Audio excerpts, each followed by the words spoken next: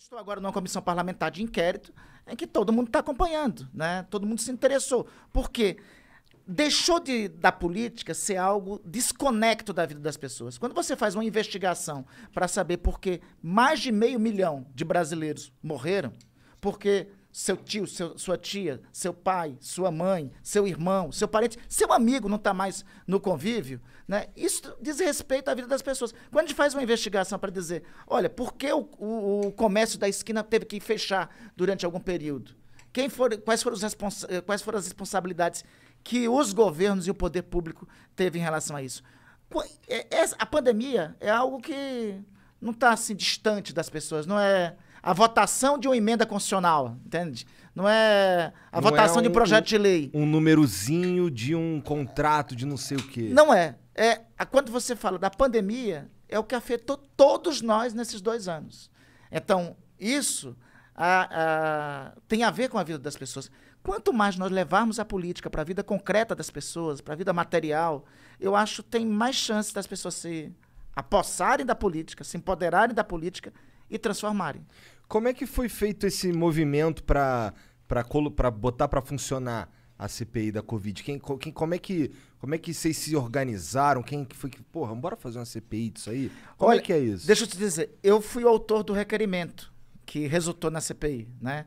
Na Constituição, a regra diz o seguinte, que CPI é direito de minoria. O que quer dizer isso? Só traduzindo rapidamente.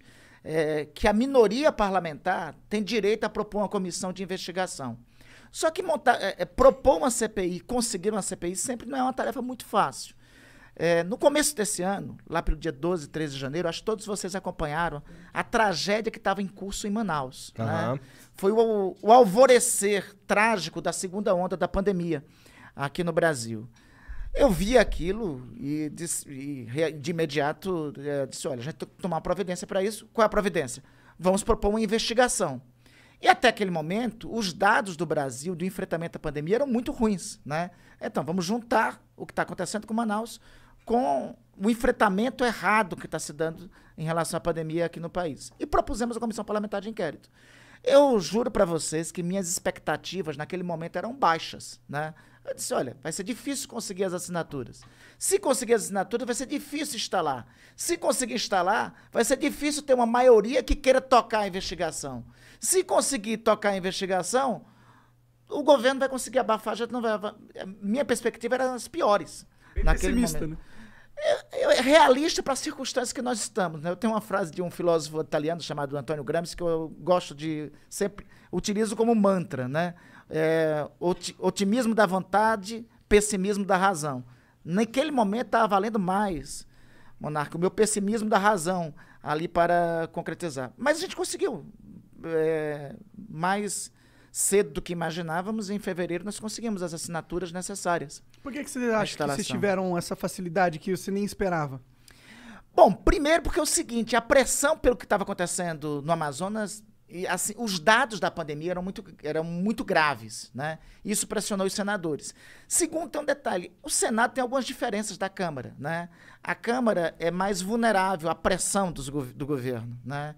O Senado, ele, como o senador depende muito do voto majoritário, é que é diferente. O deputado é eleito pelo voto proporcional, ou seja, uma parcela do povo elege. O senador não, pretende do voto da maioria dos cidadãos. Então, ele é mais vulnerável à pressão popular. Eu acho que isso teve um papel... Os congressistas, né? Os senadores. Os senadores, verdade. Os senadores. Desculpa, Porque o nosso parlamento tem 2 casas, sim, né? sim. A Câmara, que é a Casa de Representantes do Povo, o Senado, que é o caso dos representantes da Federação. Então, acho que isso influenciou para pressionar os senadores a subscreverem, né? E o segundo, a coordenação do governo estava muito frágil naquele momento. E a gente foi conseguindo assinaturas, quando vimos, tínhamos assinaturas. Aí teve resistência para instalar. E aí 2 colegas senadores, o Jorge Cajuru e o Alessandro, foram ao Supremo Tribunal Federal, conseguiram uma medida, e aí isso determinou a instalação da CPI. E depois, na composição da CPI, se constituiu uma maioria que disse o seguinte, olha, não, vamos tocar a investigação.